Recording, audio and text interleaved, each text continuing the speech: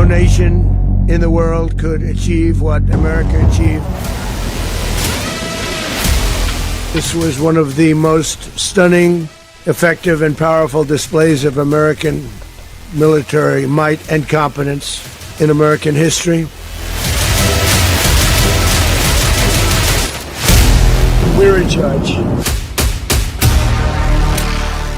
America ने युद्ध की आग भड़का दी है। वेनेजुएला में भड़का युद्ध कई देशों को राख में मिला सकता है, क्योंकि अमेरिका ने वेनेजुएला पर जितना बारूद बरसाया है वो सिर्फ ट्रेलर है। ट्रंप कह रहे हैं कि ये शुरुआत है। अमेरिका एक एक दुश्मन का घमंड तोड़ेगा। जिसने भी ट्रंप की बात नहीं मानी उसे अब सुपर पावर नहीं छोड़ेगा।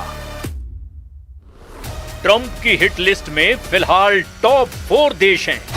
लैटिन अमेरिकी देश कोलंबिया, क्यूबा, मैक्सिको और अमेरिका के ही पड़ोसी ग्रीनलैंड पर ट्रंप ने मिलिट्री एक्शन की वार्निंग रिलीज कर दी है। Colombia is very sick too, run by a sick man who likes making cocaine and selling it to the United States, and he's not going to be doing it very long, let me tell you. Mexico has to get their act together because they're pouring through Mexico, and we're going to have to do something. Cuba looks like it's ready to fall. Trump ने सजा तय कर रखी है। जिन्हें सजा दी जानी है उन पर आरोप भी तय हैं। लेकिन जिन देशों में ट्रंप धमाका कर रहे हैं उनका सबसे बड़ा कसूर यही है कि जो वेनेजुएला के राष्ट्रपति निकोलस मादुरो का है, और वो है अमेरिका की नाफरमानी, ट्रंप से गुस्ताखी। ट्रंप सबसे ज्यादा जिस पर कुपित हैं वो है कोलंबिया। कोलंबिया को ट्रंप वेनेजुएला का मददगार मानते हैं। कोलंबिया में अगस्त 2022 से गुस्तावो पेट्रो राष्ट्रपति हैं। गुस्तावो कोलंबिया के पहले वामपंथी राष्ट्रपति कहे जाते हैं। गुस्तावो पेट्रो कोलंबिया में M19 गुरिल्ला आंदोलन से जुड़े रहे हैं। गुस्तावो पेट्रो को अमेरिका का कट्टर विरोधी नेता कहा जाता है। गुस्तावो की निकोलस मादुरो से अच्छी बनती है। दोनों एक दूसरे के हक में बयान देते हैं, जिसकी वजह से ट्रंप गुस्तावो से खफा रहते हैं।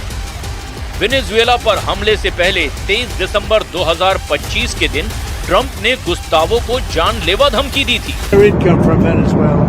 From the Venezuelan oil, they're not getting any of it.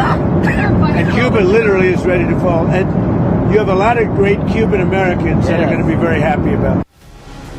America की फेहरिस्त में मैक्सिको का नाम भी शामिल है, जो ट्रंप का ताप झेलने जा रहा है। मैक्सिको ट्रंप की अमेरिका फर्स्ट पॉलिसी में सबसे बड़ी मुश्किल बनता आ रहा है। मैक्सिको को अमेरिका अपनी सुरक्षा के लिए भी बड़ा खतरा मानता है। हालांकि ट्रंप को मैक्सिको की लीडरशिप से ज्यादा परेशानी नहीं है। मैक्सिको की राष्ट्रपति क्लाउडिया शिनबाम हैं, जिन्हें ट्रंप शानदार लीडर बता चुके हैं। ट्रंप ने क्लाउडिया से मैक्सिको में अमेरिकी सैनिक भेजने की पेशकश भी की थी, जिसे क्लाउडिया शिनबाम ने यह कहते हुए नकार दिया कि वो ड्रग कार्टेल से निपट लेंगी। मगर ट्रंप ये बात दोहराते रहे हैं कि मैक्सिको पर ड्रग कार्टेल का कब्जा है।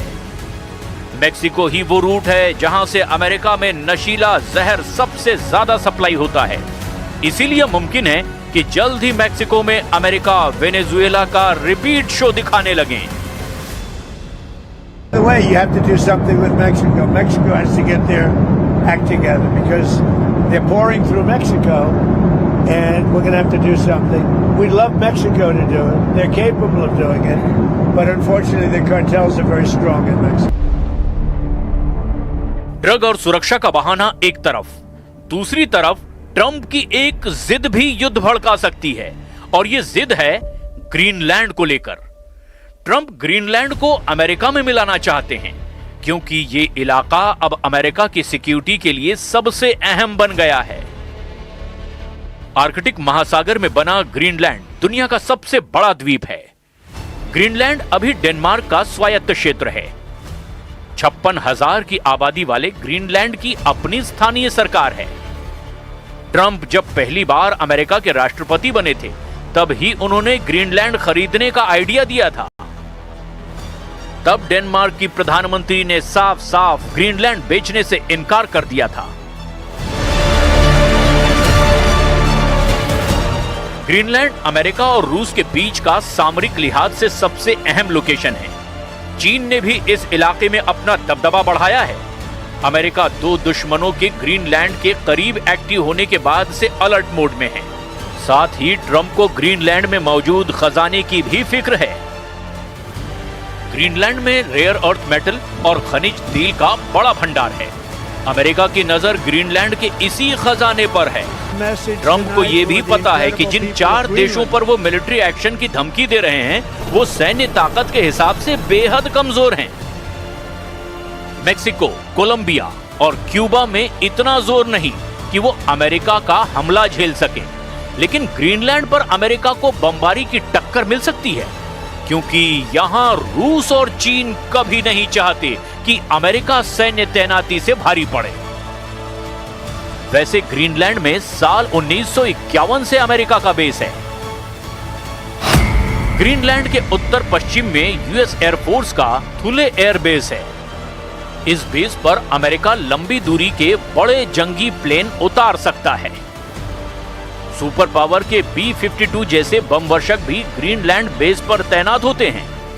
ग्रीनलैंड के ये air base America NATO force के हब के तौर पर भी काम करते हैं। ट्रंप ने भी अब अपना पूरा फोकस लैटिन फ्रंट पर बना रखा है, लेकिन ग्रीनलैंड की तरफ देखने में उन्हें ज्यादा दिन नहीं लगेंगे। वो खुद कह रहे हैं कि ग्रीनलैंड अमेरिका को चाहिए, ज्यादा से ज्यादा 20 दिन वो इंतजार कर सकते हैं।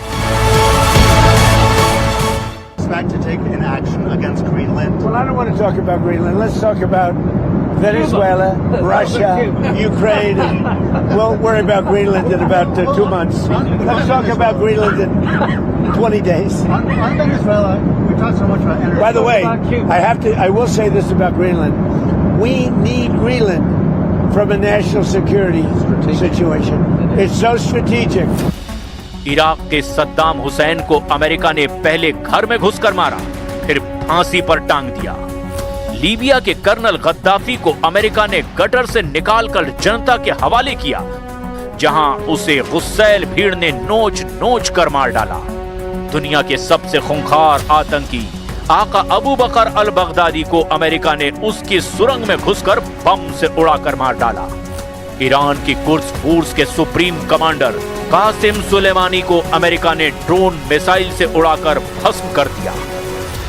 अमेरिका निकोलस मादुरो से पहले भी कई राष्ट्राध्यक्षों को सबक सिखा चुका है। अमेरिका ने 1989 में पनामा पर हमला कर वहां के सैन्य नेता मैनुएल नोरिएगा को गिरफ्तार किया था। होंडुरास के राष्ट्रपति जुआन ऑरलैंडो हर्नांडेज को पद से हटाने के बाद अमेरिका ने ड्रग और हथियार तस्करी के आरोप में मुकदमा चलाया। ऑरलैंडो को उनके घर पर होंडुरास पुलिस ने गिरफ्तार किया। उसके बाद अमेरिका में उन पर मुकदमा चला। जून 2024 में ऑरलैंडो को 45 साल की जेल की सजा और $8 मिलियन जुर्माने की सजा दी गई। लेकिन ट्रंप जैसे ही दूसरी बार अमेरिका के राष्ट्रपति बने, उन्होंने ऑरलैंडो पर मेहरबानी की। ड्रग तस्करी और हथियारों के सौदागर के दोषी ऑरलैंडो को ट्रंप ने माफी दे दी। ताज्जुब की बात यह है कि वही ट्रंप अब ड्रग कार्टेल के आरोप में उन देशों को बर्बाद कर डालने की धमकी दे रहे हैं जो उनकी दादागिरी सहने को तैयार नहीं। ट्रंप का जोर जिन देशों पर चल सकता है उन्हें वो धमका रहे हैं, लेकिन अमेरिका के लिए सभी देशों में वेनेजुएला जैसा ऑपरेशन आसान नहीं होने वाला।